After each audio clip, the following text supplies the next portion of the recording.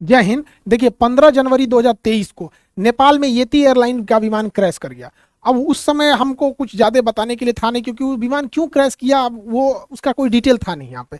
अभी उस विमान का क्या कारण था डिटेल से उसका पूरी रिपोर्ट आ गई है, जांच की रिपोर्ट आ गई है, और हम आपको इसमें बताते हैं कि कैसे एक पायलट की छोटी सी गलती पूरी जहाज को ले डूबा, उसमें बैठे 72 लोगों की जान चली गई यहाँ पर।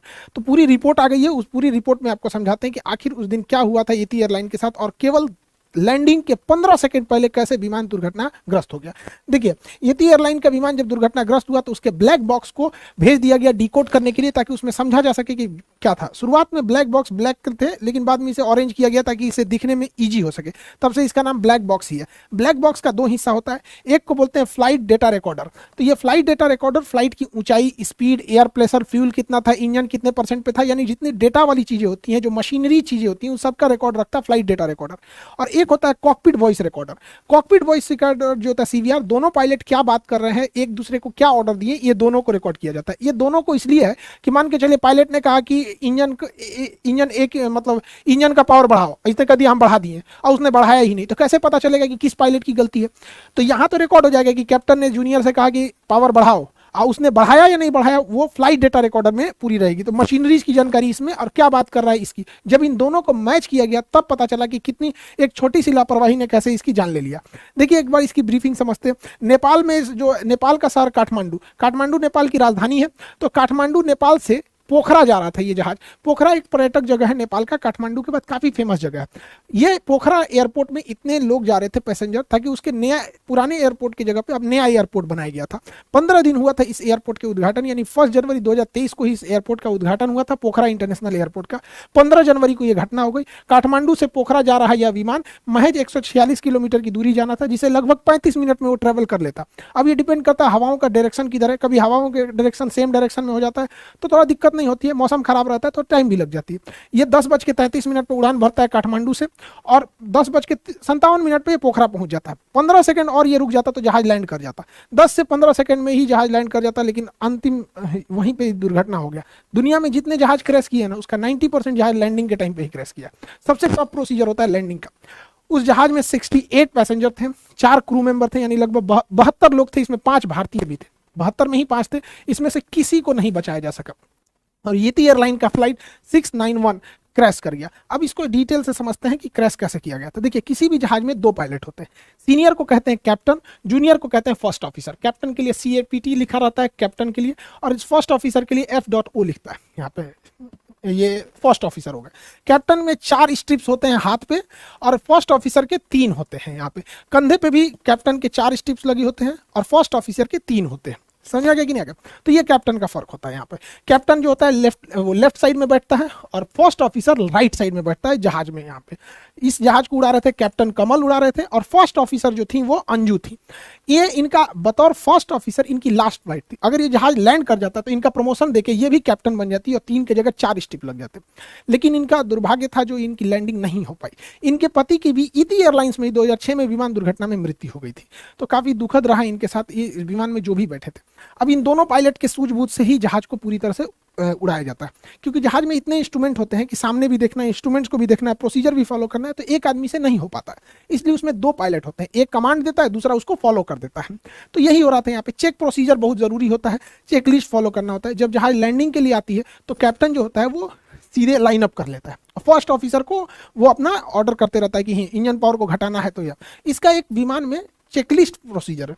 जैसे गियर डाउन करना है, लैंडिंग गियर यानी चक्के को नीचे करना है, तो यहाँ लैंडिंग गियर का नोब होता है, उसको नीचे कर देते हैं, और तब जैसे चक्का नीचे हो जाएगा तो 3 लाइट जल जाएंगे, क्योंकि 2 चक्के पीछे होते हैं और एक नोज लैंडिंग गियर आगे होता है, तीनों लाइट जल जाएंगे। तो कैप्टन बोलेगा लैंडिंग गियर डाउन, तो फर्स्ट ऑफिसर क्या करेगा, लैंडिंग गियर को डाउन करेगा, और जब जैसे डाउन हो जाएगा तो बोलेगा चेक, मतलब हमने कर दिया। तो लैंडिंग गियर डाउन, उसने लैंडिंग गियर डाउन, फिर बोलेगा चेक। ये रूल है, कोई भी काम जब हो जाए तो उसके बाद उन्हें बोलना है चेक।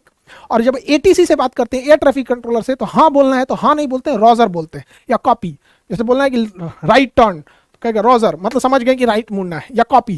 तो ये कोड है, क्योंकि ना जहाजों में ना जो बात होती है रेडियो फ्रीक्वेंसी में काफी हल्ला होता है उसमें, तो उस वजह से ना ऐसी भाषा का प्रयोग किया जाता है जो मैच ना करे आम बोलचाल की भाषा में। जैसे इमरजेंसी में मेडे मेडे मेडे, तो ये आम भाषा में ही नहीं है, कितना भी घड़घड़ाहट हो जाएगा ये आवाज अलग लगने लगेगी, इसलिए थोड़ी सी रेडियो की भाषा ऐसी रखी जाती है। रोजर मतलब हाँ ठीक है, कॉपी का मतलब ही ठीक है, नेगेटिव मतलब नहीं हमको नहीं पता।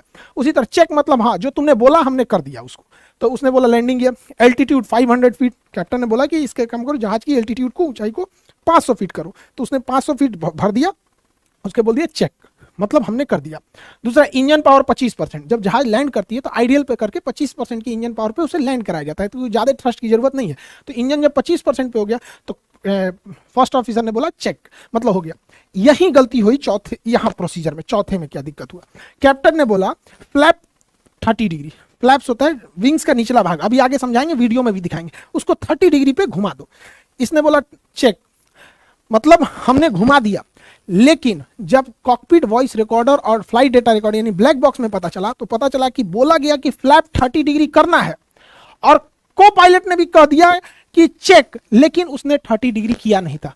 अब यहां पकड़ा गए इन्वेस्टिगेटर कि भैया उसने बोल रहा है कि फ्लैप 30 डिग्री, फर्स्ट ऑफिसर बोल रहा है चेक, मतलब हमने कर दिया। अब फ्लाइट डेटा रिकॉर्डर कह रहा है कि नहीं नहीं नहीं, एक्सीडेंट के बाद भी, दुर्घटना के बाद भी फ्लैप 15 डिग्री पे था। तब सब छाती पीट रहा है, ससुरात नहीं, जब फ्लैपवा 15 डिग्री पे था तो कौन बटन या दाब की इधरिया से बोल दिया कि चेक, मतलब ये दूसरा कोनो बटन दाब दिया है, इतना तो कंफर्म था। अब जांच के बाद पता चलती है, देखते हैं कैसे होता है, आगे समझिए। यहाँ पे देखिए, जैसे ये पोखरा एयरपोर्ट पे पहुंचे तो एटीसी एयर ट्रैफिक कंट्रोलर ने कहा कि आप रनवे 30 पे लैंड कर जाइए। अभी हम रनवे का भी एंगल बता देते हैं, 30 पे उतर जाइए। तो इन्होंने कहा कि हम रनवे 30 पे नहीं आ पाएंगे, हम घुमा के आते हैं रनवे 12 पर, रनवे 12 पर उतरेंगे। तो एटीसी ने कहा ठीक है, आप एयरपोर्ट का एक चक्कर लगाइए, इस साइड से उतरिए, और यहीं पे विमान दुर्घटना हो गया। एकदम सामने रनवे पे दिखाई दे रहा था रनवे पे, और वहीं दुर्घटना हो गया। किसी भी जहाज में फ्लैप क्या होता है, विंग्स का यह निचला हिस्सा जो दिख रहा है ये होता है फ्लैप, ये अंदर घुस जाता है। देखिए रहता ये बराबर है, लेकिन ये बाहर निकल सकता है, ये बाहर निकल सकता है, इस पाइलॉन पे बाहर निकल सकता है। थोड़ा सा निकलता है तो कहते हैं 15 डिग्री निकला है, और निकल गया तो कहते हैं 30 डिग्री निकला है। ये जितना ज्यादा निकलेगा हवाओं को उतना रोकेगा, फड़फड़ फड़फड़ करेगी जहाज, फड़फड़ फड़फड़। इसलिए जब ये लैंडिंग के टाइम उतरता है, जब रोकने के टाइम पे होता है, तभी इसको नीचे किया जाता है। फुल स्पीड में इसको नीचे करेंगे, जहाज ऐसे डिसबैलेंस हो जाएगा। तो इससे हम लोग नॉर्मल 0 डिग्री पे रखते हैं। इसको यहाँ पर मेंटेन करने के लिए फ्लैप लीवर होता है जहाज में, जिससे ये कंट्रोल किया जाता है। यही पूरे गड़बड़ का कारण है जहाज को गिरने में। समझिए कैसे, इसको वीडियो से समझते हैं हम लोग। यहाँ समझिए, ये फ्लाइट है, ये रडार है, यही रडार पूरी तरह से उसको जांच करता है जहाज कहाँ गया। यहाँ पर फ्लाइट जैसे ये टेक ऑफ करती है तो फ्लैप थोड़ा सा नीचे रहता है। देखिए फ्लाइट में आप फिजिक्स में पढ़े होंगे, जहाज की परछाई क्यों नहीं बनती है, विवर्तन के कारण परछाई नहीं बनती है। ये फ्लाइट उड़ गई, यहाँ नीचे आपको वीओआर दिखेगा जो जहाजों को दाहिने बाएं बताता है, ये है वीओआर, यही बताता है कि वे पॉइंट किधर, बहुत जरूरी वो चीज होता है। ये नीचे दूसरी जहाजें हैं, सब पूरी एयरपोर्ट का व्यू है। देखिए जब जहाजें उड़ती हैं तो फ्लैप को हल्का सा नीचे रखा जाता है, लेकिन वापस फ्लैप को खींच लेता है। देखिए जहाज को पायलट जो है ना, इसको खींच रहा है, इसको वापस खींच के बराबर कर दिया ताकि हवाओं का ड्रैग कम से कम लगे, हवाओं का झटका कम से कम लगे। देखिए एकदम 0 डिग्री पे एकदम बराबर कर दिया है फ्लैप को, लेकिन उतरने के टाइम इसको कम करेगा। आप गौर से देखिएगा, पूरा फ्लैप बराबर है एकदम। अगर बराबर नहीं रहेगा ना, इतना जोर से हवा लगेगा, बादलों से टकराएगा कि जहाज पलट जाएगा यहाँ पे, इसलिए इसे बराबर रख। देखिए एयरपोर्ट, अब इसको नीचे किया जाएगा, एयरपोर्ट के पास आ गया, देखिए इसको 15 डिग्री झुका रहा है। जैसे जैसे ये एयरपोर्ट के पास जाएगा, इसको और झुका के 30 डिग्री लेके चला जाएगा। अभी तो रनवे से थोड़ा दूर है, पास आएगा तो और एकदम नीचे कर देगा। अब ये नीचे से हवाओं को रोक के स्पीड कम करेगा, और जैसे ये लैंड कर जाएगा यहाँ पे, नीचे से हवाओं को रोकने लगा। अब ये ऊपर से स्पॉइलर खुल जाएगा, ये ऊपर से हवा को रोक रहा है, वो नीचे से हवाओं को रोक रहा है। फ्लैप बहुत जरूरी होता है, ये हवाओं, ये नीचे से रुकता है, स्पॉइलर ऊपर से। जब जहाज रुक जाती है तो स्पॉइलर को नीचे कर देते हैं और फ्लैप को भी रिट्रैक्ट कर लिया जाता है। बड़ा मेहनत से जहाज से एक एक वीडियो बनाना पड़ता है, ये सब चीज़ों को प्रॉपर एंगल से मिलेगा तब। कभी कभी बैठने के बाद पता चलता है कि इस एंगल पे शूट करना चाहिए, उस एंगल पे उतना सीट ही नहीं मिल पाया प्रॉपर। तो आप ये फ्लैप को समझ गए कि फ्लैप रोकने के लिए बहुत काम करता है। स्पॉइलर ऊपर की ओर उठता है, वो ऊपर से हवाओं को रोकता है, ये नीचे से रोकता है। यही फ्लैप को नीचे करना था वहां पे। तो कैप्टन ने कहा वहां पर कि फ्लैप को 15 डिग्री डाउन कर दो। ये फ्लैप है, यहाँ पर फ्लैप को 15 से 30 करना था, 15 डिग्री के बजाय इसको और घटा के 30 करना था। तो कैप्टन ने कहा कि फ्लैप 30 डिग्री, तो कैप्टन ने कहा चेक, मतलब 30 कर दिए, लेकिन उन्होंने नहीं किया।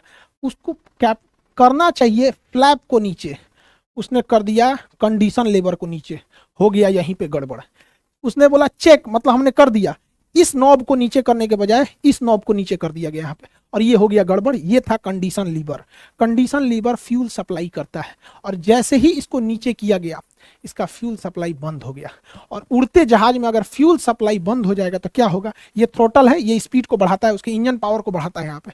अब इतने नीचे हाइट पर आने के बाद जहाज इतना नीचे आ गया है, 500 फीट पे आ गया है, और इंजन अचानक बंद हो जाएगा तो पावर मिलना ही बंद हो गया।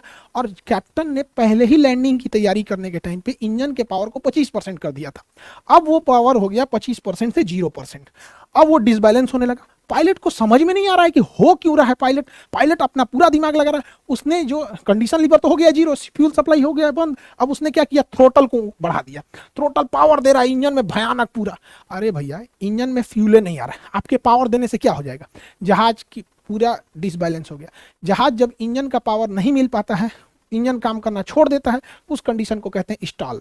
स्टॉल अगर बहुत ज़्यादा हाइट पे होता है तो समझ में आता है, बचाया जा सकता है। लेकिन लो हाइट पे अगर स्टॉल हो गया तो बचाना बहुत मुश्किल होता है। ये 500 फीट की हाइट पे था। जब तक पायलट संभले कि एल्टीट्यूड गिरते गया और ये विमान पूरी तरह से बगल में ही रनवे से महज 15 सेकंड पहले ये विमान इस तरह से बैंक हो गया। झुक जाता है तो बैंक कहते हैं, मुड़ता है तो मुड़ना अलग होता है, बैंक मतलब होता है झुक जाना। जहाज इस तरह से बैंक हो गया और ये इसका आखिरी वीडियो था।